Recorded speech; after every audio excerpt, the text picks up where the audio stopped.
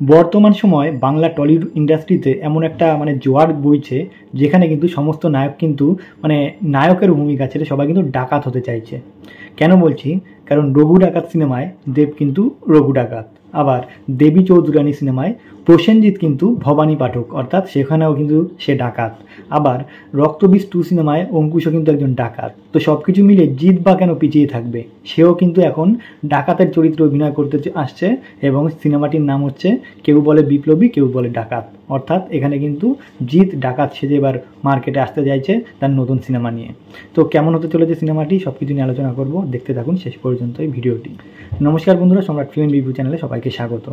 তো প্রথমেই বলে রাখি, বর্তমান সময়ে এমন একটা জোয়ার বইছে, যেখানে কিন্তু মানুষ এমনভাবে চাইছে নায়কদের দেখতে, সেখানে কিন্তু সাধারণ প্যাটার্ন ছেড়ে, যেরকমভাবে দেখতে অভ্যস্ত নায়কদের, সেই জগৎটা ছেড়ে কিন্তু একটি উল্টো পথে হাঁটতে চাইছে বা উল্টো স্রোতে যেতে চাইছে। একঘেয়েমি দেখতে দেখতে মানুষ কিন্তু আর সেইভাবে নিতে পারছে না, অ্যাকসেপ্ট করতে পারছে না। প্রত্যেক গল্প কেমন ম্যারমেরে একঘেয়েমি, সেই জায়গা থেকে কিন্তু মানুষ একটু বেরিয়ে এসে অন্যরকম গল্প চাইছে এবং অন্য রূপে নায়কদের দেখতে চাইছে। সেই জায়গায় দাঁড়িয়ে কিন্তু জিতেরও একটা চিন্তা ভাবনা এসছে অন্যরকম।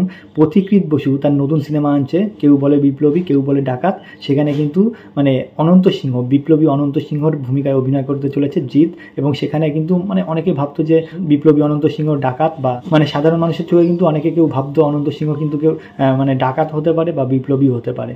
ডাকাতটা হবে হচ্ছে ইংরেজদের কাছে এবং বিপ্লবী হচ্ছে দেশবাসীর কাছে। তো এরকমই কিন্তু একটি ঘটনা নিয়ে, এরকমই কিন্তু একটা গল্প নিয়ে আসতে চলেছে জিৎ তাদের নতুন অবতারে এবং তার নতুন সিনেমা, যেটি কিন্তু দেখার জন্য কিন্তু প্রত্যেকেই কিন্তু খুব এক্সাইটেড। কারণ জিৎ কিন্তু অনেকদিন থেকেই সিনেমা করছে না, এবং সেই রকম সিনেমা করলেও কিন্তু সেই রকম মার্কেট পাচ্ছে না। সেই জায়গায় দাঁড়িয়ে কিন্তু একটু তার ভেসি বদল করেছে বা অন্যরকম কিন্তু রাস্তা বদল করেছে, যে কারণে কিন্তু এরকম একটি রাস্তা এসছে।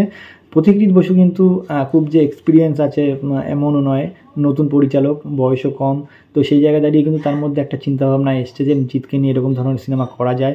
আর জিতও ভাবছিল যে তার জায়গা ছেড়ে সে যেভাবে চেঙ্গিস সিনেমা করছিল বা রাবণ সিনেমা করছিল, সেই জায়গা থেকে ভেঙে এসে একটা ঐতিহাসিক সিনেমা করবে বা ঐতিহাসিক কিছু তুলে এনে একটা সিনেমা করবে, যার ফলে কিন্তু আমরা একটা জিনিস দেখেছি, বাহুবলী সিনেমাটি আসার পরে কিন্তু অনেক বলিউড বলুন বা সাউথ ইন্ডাস্ট্রি বলুন, অনেক কিন্তু সিনেমার চরিত্রটাই কিন্তু পাল্টে দিয়েছিল। ঠিক সেই রকমভাবেই কিন্তু এরকম একটা যুগ চলছে, সেটি হিন্দি বলুন বা বাংলা বলুন বা সাউথ বলুন, যে কোনো দিক থেকে কিন্তু একটা ঐতিহাসিক এমন একটা ঘটনা তুলে এনে বা এমন কোনো একটা মানুষকে তুলে এনে সেই জায়গায় সিনেমা করানো, সেই সিনেমাগুলো কিন্তু খুব ভালোভাবে চলছে।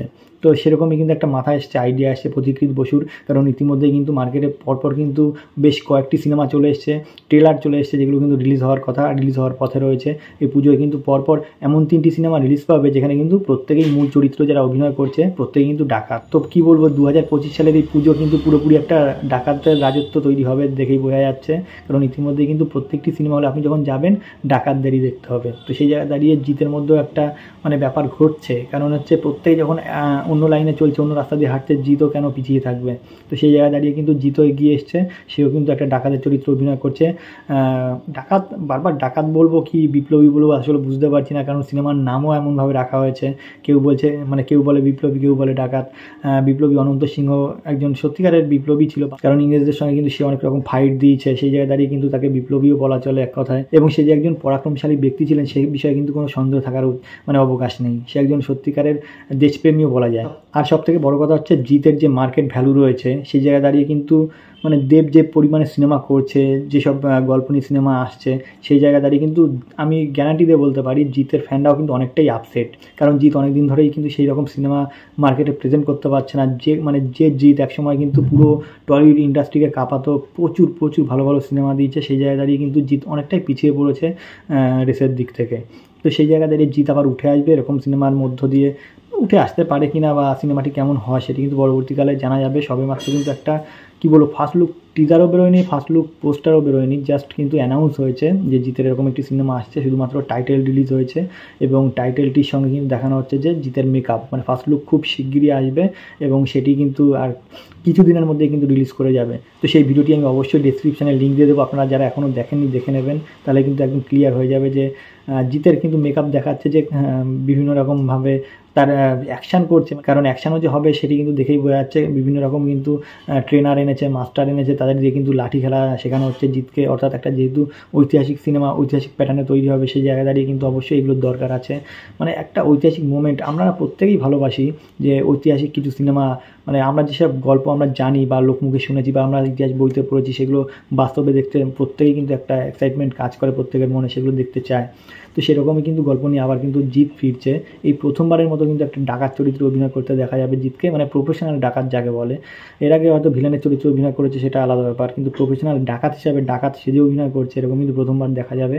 সেটি কিন্তু দেখার জন্য অবশ্যই সবাই প্রত্যেকে এক্সাইটেড থাকবে, বিশেষ করে জিৎ ফ্যানরা আমরা অবশ্যই জিৎকে দেখার জন্য, নতুন অবতার দেখার জন্য অবশ্যই এক্সাইটেড থাকবো। তো যাই হোক, সিনেমাটি খুব শিগগিরই হয়তো বলে দেবে কবে রিলিজ পাবে, কী রিলিজ পাবে না। তো সেই বিষয়ে আমরা অবশ্যই আপডেট দিতে থাকবো, আমি আপডেট দিতে থাকবো। তো সেই সব জানার জন্য অবশ্যই আমার চ্যানেলটি সাবস্ক্রাইব করে রাখবেন।